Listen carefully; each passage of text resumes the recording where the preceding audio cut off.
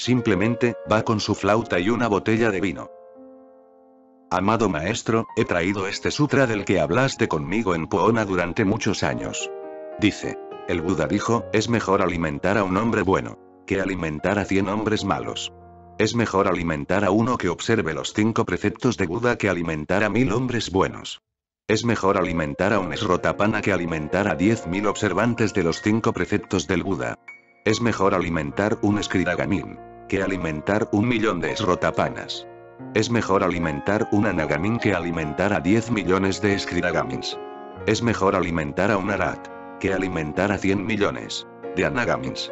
Es mejor alimentar a un Pratyag Buda que alimentar a 1000 millones de Arats. Es mejor alimentar a uno de los Budas, sea del presente o del pasado o del futuro, que alimentar a 10.000 millones de Pratyag Budas. Es mejor alimentar a uno que está por encima del conocimiento, la unilateralidad, la disciplina y la iluminación, que alimentar a 100.000 millones de Budas del pasado, presente o futuro. Dice mucho de tu altura y de nuestra oscuridad, y me ha producido 2 sentimientos. La bendición y la alegría de estar ante tu magnificencia, y lo arduo de lo lejos que tenemos que viajar para probar un poco de tu consciencia. ¿Volverías por favor a hablar de esto otra vez? Una de las cosas más importantes a entender es que las distancias solo son un fenómeno onírico, no existen en la realidad. Uno puede estar ligeramente dormido, uno puede dormir profundamente o uno puede estar casi en coma. Hay distancias, si quieres despertarles, entonces al primero, que está muy ligeramente dormido, medio despierto, medio dormido, se le puede despertar enseguida. Pero se les puede despertar a todos.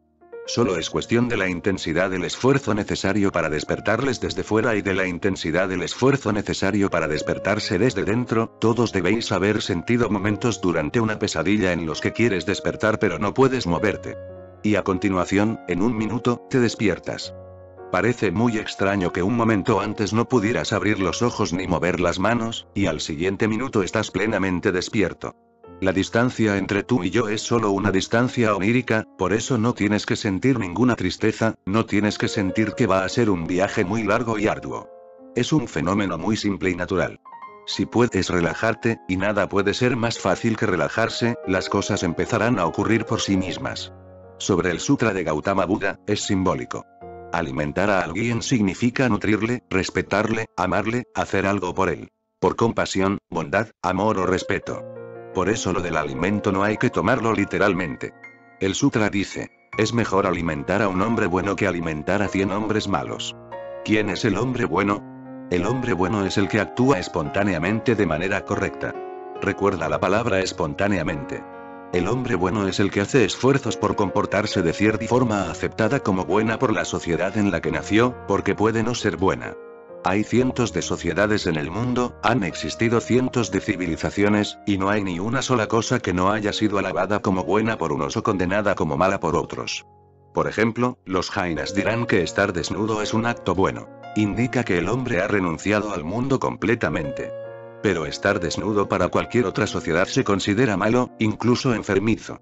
Según Freud, la persona desnuda solo quiere enseñar su cuerpo desnudo a los demás. Es una forma de satisfacer una sexualidad muy pervertida y precaria. Es una perversión. Y Freud le dio nombre a esta enfermedad. Exhibicionismo. Por tanto, no se trata de una cuestión que tenga que ser decidida por la moralidad externa. La decisión tiene que estar de acuerdo con tu espontaneidad. Cualquier cosa que hagas desde el corazón, de forma que no sea una reacción sino una respuesta, es un acto bueno. Buda dice, es mejor alimentar a un hombre bueno, porque es muy difícil encontrar un hombre bueno, un hombre espontáneo, un hombre cuya acción surja del corazón, que alimentar a 100 hombres malos. En lo tocante al hombre malo, cualquiera que actúe dormido, inconscientemente, es malo. El bien o el mal no tienen que ver con el acto. Tienen que ver con la consciencia a través de la cual ha sido hecho. Consciencia espontánea, una pequeña alerta, o inconsciencia. El acto puede ser el mismo, pero su cualidad cambia según el toque del hombre que lo realiza. Buda dice que encargarse de 100 hombres dormidos, inconscientes, que no saben quiénes son, que no saben por qué son, que no saben dónde van ni para qué, solo son parte de la masa, aún no son hombres, son ovejas. Buda dice que es mejor ser respetuoso con el hombre espontáneo, el hombre que está alerta. Tengo que resaltar la palabra respetar, porque normalmente suele significar honrar. Pero el significado raíz de la palabra respeto es respetar. Un hombre a quien te gustaría volver a ver una y otra vez. Un hombre que de alguna forma te toca el corazón, que tiene un impacto magnético en ti, de forma que lo quieres mirar una y otra vez. Es mejor alimentar a un observante de los 5 preceptos de Buda que alimentar a 1000 hombres buenos. Buda simplemente te está mostrando el vasto espectro de la consciencia, el tipo de respuesta consecuente y cómo tienes que comportarte. Porque tu comportamiento será transformador para ti. Los 5 preceptos de Buda de alguna forma son muy simples, siempre que se hagan exactamente de acuerdo a las enseñanzas de Buda. De otro modo se convierten en una autotortura. Y él dice, es mejor respetar a uno que observe los 5 preceptos de Buda que alimentar a 1000 hombres buenos.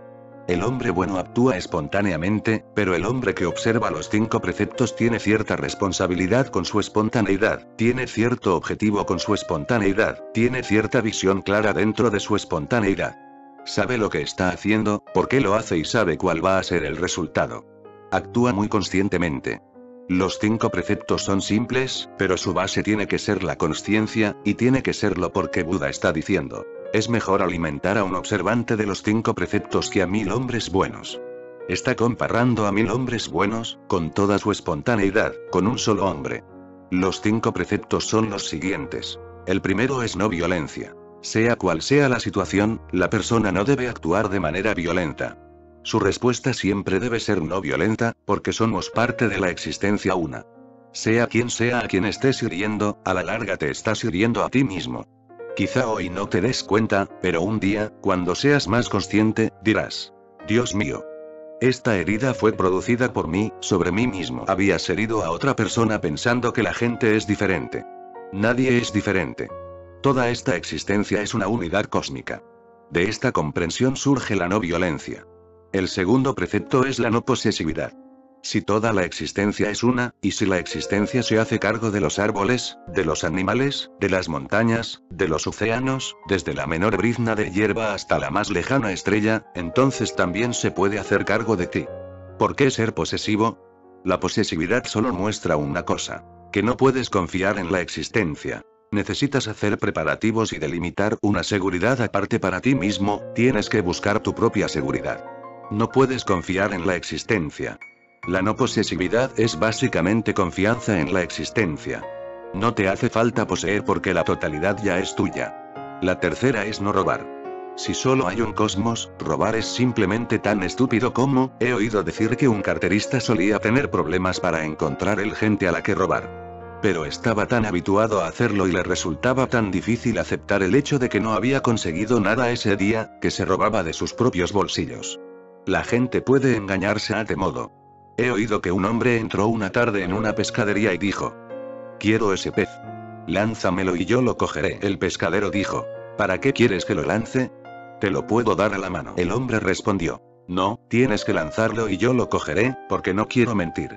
Cuando vaya a casa mi esposa me preguntará: ¿dónde has estado? He estado pescando, pero no he podido coger ningún pez. Pero este sí que lo habré cogido. No lo he comprado. Tú lo has lanzado y yo lo he recogido. Por eso podré decir sin rubor: esta es mi captura, un pez precioso. Como no puedo mentir, tienes que lanzarlo y yo tengo que cogerlo. De hecho, esto es lo que estamos haciendo. Todo es nuestro y sin embargo estamos robando de manera sutil. No significa que robes dinero u otras cosas. Puedes robar pensamientos, puedes robar palabras. Todo tu conocimiento es robado. No es algo que hayas descubierto, es algo que has tomado, de aquí, de allá. Y a continuación, sin pensarlo 2 veces, sin rubor, dices al mundo: esta es mi opinión. No es tu opinión. Ni siquiera eres consciente de ti mismo, ¿qué opinión puedes tener? Por eso todos estos comportamientos son robar. El cuarto precepto es no degustar. Se convirtió en una tortura, pero no se propuso con esa intención. Un hombre de la sensibilidad de Gautama Buda no puede proponer una autotortura. Su idea de no degustar simplemente indicaba no anhelar el gusto del alimento. El alimento es para nutrir el cuerpo. El gusto es secundario, no hagas de él algo fundamental. Y segundo, todos sus discípulos eran monjes. Tenían que mendigar. Él era un hombre muy cuidadoso. No quería que su gente fuera una carga para la sociedad. Si empezaban a pedir: queremos esto, queremos lo otro, por favor prepárame este plato para mañana cuando venga a mendigar, entonces acabarían siendo pesados y cargantes. Creó una regla. No pidas alimento en una sola casa. Tu comida, y el monje budista solo debía tomar una sola comida al día. Tu comida debe proceder de 5 hogares. Simplemente estaba intentando distribuir la carga, de otro modo. Fuera donde fueras movía con 10.000 bhikkhus, sus discípulos, y habría sido muy problemático que 10.000 bhikkhus se presentasen en una pequeña ciudad, que quizá ni siquiera tenía 10.000 habitantes, y empezasen a pedir según sus preferencias. Sería problemático para la pobre gente del pueblo. Todo el esfuerzo de Buda en relación a no degustar consistía en que, fueras donde fueras, nunca te sintieses mal recibido. La gente debía saber que por compasión ibas a 5 hogares para tomar una única comida. Se negaba a tomar más de una comida. A nosotros nos parece ascetismo, nos parece una autotortura. Incluso en los países más pobres la gente toma al menos 2 comidas al día. En los países ricos, como América, la gente come al menos 5 veces, o tantas veces como visitas hacen al frigorífico. Todo el día. No hay un número fijo de veces. Actualmente hay 30 millones de personas en América que mueren por comer en exceso. Saben que este exceso de comida les está matando, pero no pueden evitarlo. Es como ser alcohólico. Su adicción es tan fuerte que necesitan algo. Si no tienen otra cosa, mastican chicle para que su boca pueda seguir funcionando. En un sentido esto es bueno, porque de otro modo no pararían de hablar. Bla, bla, bla, ya que necesitan usar la boca como sea, continuamente. Su hablar solo es un sustituto. La goma de mascar por lo menos los mantiene callados. La comprensión de Buda es muy profunda, porque muchos experimentos modernos, en particular los del psicólogo Delgado, han probado más allá de toda duda que tomando una única comida se puede doblar la vida de un hombre. Cuanto más comas, menos vivirás. Cuanto menos comas, más vivirás. Hizo un experimento, lo repitió 1000 veces y después extrajo la conclusión.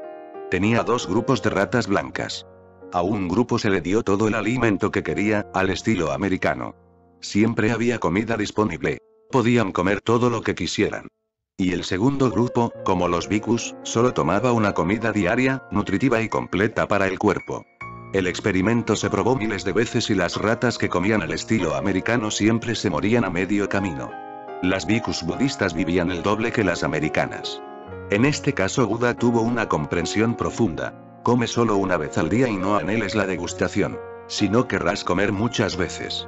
Se sabe que a Nerón le gustaba comer tantas veces al día que se hacía acompañar por 4 médicos. Cuando comenzaba a comer, ellos le ayudaban a vomitarlo todo para que pudiera volver a empezar. Pura locura, pero él simplemente anhelaba degustar. Y esa era la única forma de hacerlo, no hay otro modo de seguir comiendo durante todo el día. Comía desde la mañana hasta la noche, cuando se iba a dormir. Siempre estaba comiendo o vomitando. Y el único fin de los médicos era ayudarle a vomitar con facilidad para que pudiera volver a comer. La comprensión de Buda es correcta. No es una autotortura. Simplemente es una profunda comprensión sobre la salud y la longevidad. Y quizá antes o después la ciencia acabe recomendando a todo el mundo comer solo una vez. Por supuesto el alimento debe ser suficiente, debe contener todo lo que el cuerpo necesita, pero solo una vez. A nosotros nos parece difícil, pero solo es una cuestión de hábito. En África hay muchas tribus que nunca han comido durante miles de años, más de una vez al día. Se quedaron muy sorprendidos cuando los misioneros cristianos llegaron a África. No podían creérselo. Empezaban tomando el té en la cama, después del desayuno, más tarde la comida, a continuación el descanso para el café, después la cena, y aperitivos aquí y allá. No podían creerlo. ¿Qué está haciendo esta gente? ¿Viven o solo se dedican a comer? Porque ellos solo comían una vez, y estaban mucho más sanos y vivían más tiempo. Y siguen comiendo solo una vez. Sus cuerpos son más proporcionados, viven más tiempo, corren más deprisa. Pueden correr como los animales, como los ciervos. Y sus cuerpos tienen las proporciones que la gente trata de conseguir en miles de gimnasios de todo el mundo. Ellos lo tienen sin ningún esfuerzo, por tomar una sola comida. No violencia, no posesividad, no robar, no degustar, y el quinto precepto es la compasión. Vivimos en la pasión, nuestras vidas son apasionadas. La pasión siempre es un remolino. Subidas y bajadas, un día es bueno, otro día es malo, el día sigue a la noche, de esta forma, en la vida apasionada se suceden continuamente el placer y el dolor. Y ambos se equilibran entre sí. Compasión no es vivir apasionadamente, sino vivir en calma, tranquilamente, en silencio. La compasión carece de subidas y bajadas. Es una profunda serenidad. No importa lo que ocurra afuera, el centro de tu ser permanece tranquilo, inalterado. Por eso Buda dice, es mejor alimentar a un observante de los 5 preceptos del Buda que alimentar a 1000 hombres buenos. Es mejor alimentar a un Srotapana que alimentar a 10.000 observantes de los preceptos del Buda. Srotapana es una palabra preciosa. Significa el que ha entrado en la corriente. Literalmente, Srot significa la fuente. Srotapana significa el que ha entrado en la corriente que lleva a la fuente. Ya no está sentado en la orilla. El hombre que sigue los 5 preceptos todavía puede permanecer sentado en la orilla. Ante un Srotapana, Buda dice, 10.000 seguidores de los 5 preceptos del Buda, un Srotapana pesa más, es más valioso. Se ha arriesgado a hacer el viaje. Ha saltado de la orilla al río. Está preparado para ir a la fuente. Ha dado el paso más valiente que el hombre tiene que dar, en toda su vida. La orilla parece un lugar seguro y puedes llegar a hacerlo muy cómodo. Y entrar en una corriente desconocida, nadie sabe a dónde va. Ciertamente se trata de entrar en lo desconocido y quizá en último término en lo incognoscible. El hombre que tiene el valor de dar el paso, es mejor alimentar a ese Srotapana, solo a un Srotapana, que alimentar a 10.000 observantes de los preceptos del Buda. Es mejor alimentar a un solo Skridagamin que alimentar a 1.000.000 de Srotapanas. 1.000.000 de Srotapanas no son nada en comparación con un Skridagamin, el que ha alcanzado la fuente. 1.000.000 de Srotapanas pueden haber entrado en la corriente, pero pueden quedarse atascados allí. Su primer paso puede también ser el último, porque el viaje se irá haciendo cada vez más misterioso, más y más incognoscible, cada vez más lejos de sus mentes y más allá de su control. Por eso muchos darán el paso, pero pocos llegarán al final. Uno solo que llegue al final, un Skridagamin, equivale a 1.000.000 de Srotapanas. Es mejor alimentar a un Anagamin que alimentar a 10 millones de Skridagamins. Los que han alcanzado la fuente no se van a quedar necesariamente en ella. Vuelven. Anagamin significa el que no va a mirar atrás. Ni se plantea la posibilidad de volver atrás. El Skridagamin puede haber ido a la fuente por extrañas razones, quizá por su ego. Es una persona fuerte. Cuando los más débiles abandonan o se detienen, él sigue hasta el final, pero sigue teniendo todos los deseos dentro de sí. Y los deseos solo pueden ser cumplidos, o al menos solo puedes tener la esperanza de cumplirlos, en la orilla. Volverá, no puede permanecer en la fuente. Solo el que permanece en la fuente y no vuelve es un Anagamin. Estas palabras tienen la misma raíz. Gamin significa yendo. La palabra inglesa go procede de la misma raíz que la palabra pali gamin. Anagamin significa el que no va a volver. Es mejor alimentar a un Anagamin que alimentar a 10 millones de Skridagamins. Es mejor alimentar a un Ara que alimentar a 100 millones de Anagamins. Ahora las cosas son un poco más sutiles. Arat significa el victorioso, ahora no le queda nada por conseguir. Ha llegado a casa. El Anagamin ha llegado a la fuente.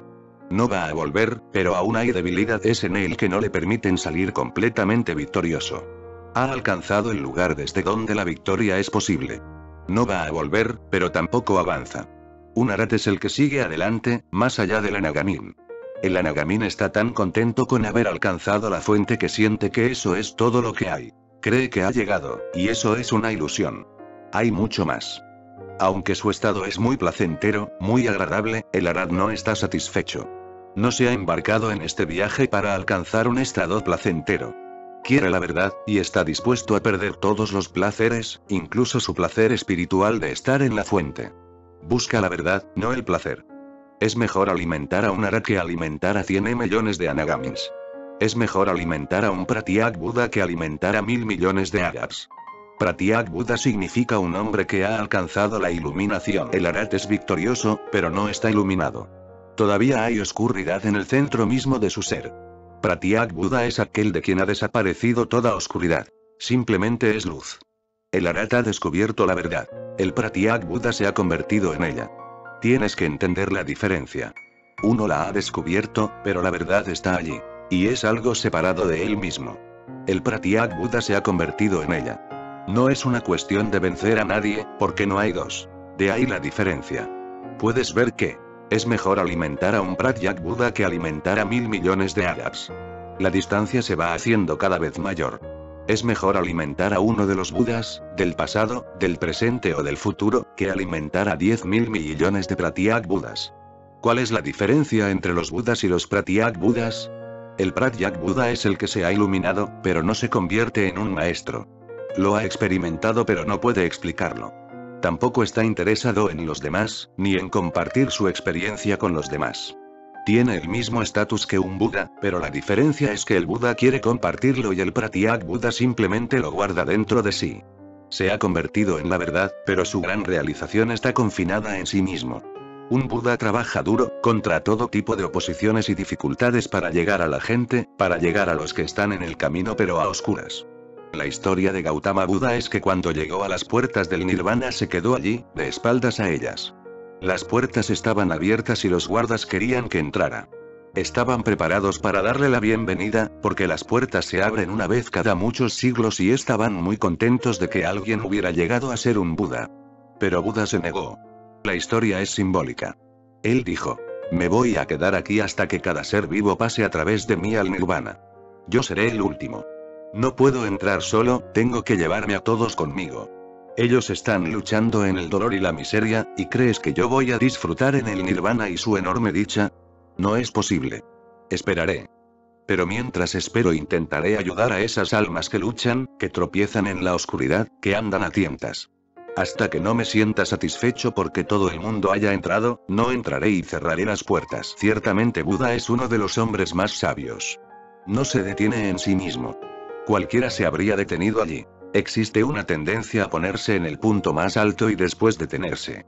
Él dice: es mejor alimentar a uno que esté por encima del conocimiento, de la unilateralidad, de la disciplina y de la iluminación que alimentar a 100.000 millones de Budas, del pasado, presente o futuro. La última categoría es tremendamente significativa, porque será la categoría peor entendida. El que esté por encima del conocimiento no será consistente, será contradictorio. El que esté por encima de la unilateralidad, no podrá favorecer un lado de la verdad, un aspecto de la verdad. A riesgo de contradecirse apoyará todos los aspectos de la verdad. Apoyará los opuestos, y naturalmente parecerá ilógico, parecerá absurdo. El que esté por encima de la disciplina, el que no tenga disciplina, el que viva momento a momento, el que no tenga cierto orden que seguir, no seguirá nada. Decidirá lo que va a hacer a cada momento. No puedes categorizar a un hombre así. No puedes llamarlo bueno, no puedes llamarlo malo. No puedes llamarlo religioso, no puedes llamarle irreligioso, porque no sigue ninguna disciplina. Y no solo la disciplina, también trasciende la iluminación. La iluminación es la experiencia última, pero sigue siendo una experiencia, la más alta, pero sigue formando parte de todas las demás experiencias. Aunque las demás sean menores y esta sea la más alta. Finalmente uno también la trasciende. Uno simplemente se olvida de ella, de forma que se convierte en su propia naturaleza. Al principio, cuando llegas de tu ignorancia a la iluminación, la diferencia es tal que te sientes inmensamente gratificado. Ahora la ignorancia ha desaparecido. La iluminación va perdiendo poco a poco la excitación que suponía en un principio. Ya no es un éxtasis, es simplemente tu naturaleza. Y nadie se acuerda de su propia naturaleza. Esta es la última categoría de la que habla Buda. Más allá del conocimiento, más allá de la disciplina, más allá de la iluminación. Este tipo de hombre encontrará la oposición de todos, será condenado por todos. Este tipo de hombre acabará estando solo contra el mundo, por la simple razón de que ha trascendido todo lo que el mundo valora. En Japón hay una serie de cuadros muy bellos que describen todo el recorrido de la peregrinación hacia la verdad. El nombre del pintor zen que los compuso es desconocido y al principio había 10 cuadros. Pero hasta los maestros zen suprimieron el 10º y durante siglos se ha pensado que la serie solo constaba de 9 cuadros. Fue más adelante cuando se descubrió en algunas antiguas escrituras que originalmente tenía 10 cuadros y el 10º describe al último hombre mencionado por Buda. Esta serie de cuadros describen que un hombre pierde su toro. En el primer cuadro, mira por todas partes y no puede encontrarlo. Hay montañas, hay árboles, hay un lago y el hombre está por allí, mirando por los alrededores. No puede ver al toro por ninguna parte. En el segundo cuadro encuentra las huellas del toro. Aún no puede verlo, pero encuentra sus huellas y las sigue. En el tercero divisa la espalda del toro, que está de pie bajo un árbol. En el cuarto encuentra al toro. En el quinto intenta agarrarlo con un gran esfuerzo. Como se trata de un toro es difícil atraparlo, tiene mucha fuerza. Pero en el séptimo cuadro lo consigue. En el octavo va montado en él, aunque el toro no lo permite y trata de quitárselo de encima. En el noveno llega a casa con el toro. El décimo fue reprimido incluso por la gente de la que se puede afirmar que es la más meditativa, la más alerta del mundo.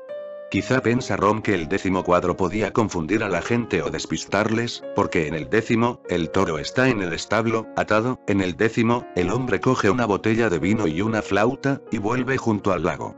Simplemente va con su flauta y una botella de vino. Este cuadro fue reprimido, destruido, aunque ahora ha sido recuperado. Pero es el cuadro que representa el último estado. Ya no hay disciplina. El hombre puede beber vino, puede tocar la flauta. El toro es el yo, tu realidad interna. Encontrarlo representa el nirvana. Lógicamente la serie debería detenerse en el noveno cuadro. Pero la existencia no es lógica, ¿y quién puede saberlo mejor que Gautama Buda? El décimo cuadro va más allá de la lógica, de toda comprensión. Se abandona incluso la iluminación. El hombre se vuelve absolutamente ordinario, sin ninguna disciplina, un vagabundo disfrutando de su botella de vino bajo un árbol mientras toca la flauta, totalmente ordinario. Pero esta ordinariedad no es la ordinariedad que conocemos. Es de lo más extraordinario. Él dice: es mejor alimentar al que está por encima del conocimiento, de la unilateralidad, de la disciplina y de la iluminación, que alimentar a 100.000 millones de Budas del pasado, del presente o del futuro. Este sutra muestra la belleza de este hombre, su magnificencia, su grandeza.